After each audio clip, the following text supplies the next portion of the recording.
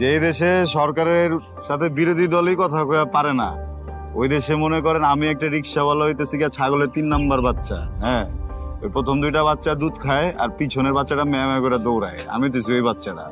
আমার মতো রিক্সাওয়ালারা বা শ্রমিকরা যদি 8-10 জন 2000-3000 পুরা মরেও জায়গা, এই দেশের সরকারের বা বিরোধী দলের কারো কোনো কিছু যায় আসে না।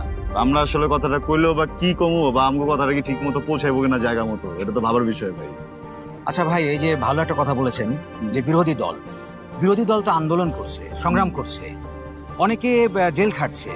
এই বিরোধী দলের আন্দোলন নিয়ে আপনি আসলে কি বলতে চান? বিরোধী দল কে আছে? হ্যাঁ, দুদিকে তাকায় দেখেন তো, যত দিকে তাকায় দেখি সব জায়গায় তো দেখি একই দলের পোস্টার, ব্যানার, ফেস্টুন সবকিছু। হ্যাঁ, আর বিরোধী দলগুলো সব কই? এরা কি সব রোহিঙ্গা মায়ানমারে থাকে? হ্যাঁ, শোনেন, বিরোধী দলের টুটি অনেক আগেই চাইপা ধরা হয়েছে। বিরোধী দল এখন লুলে হয়ে গেছে, তারা কথাও কইতে পারে না, তারা কোনো কিছু করতেও পারে না, আর কথা কর জায়গাটাও তো নাই।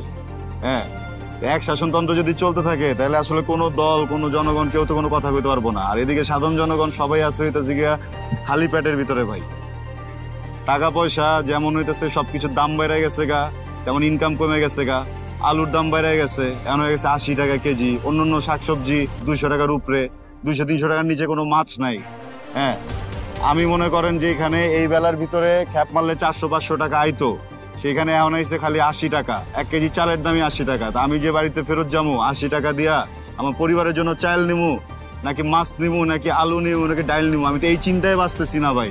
তাহলে বিরোধী দল কি করতে পারলো না, পারলো না, কি লেগা পারলো না, এটা লয়ে আমি কেন, আমার মতো আরো 10 জন, 15 জন, 10 লক্ষ, 10 কোটি মানুষ তো কথা বলতে পারবো না ভাই। সবাই এই জায়গায় আটকে আছে, বুঝছেন?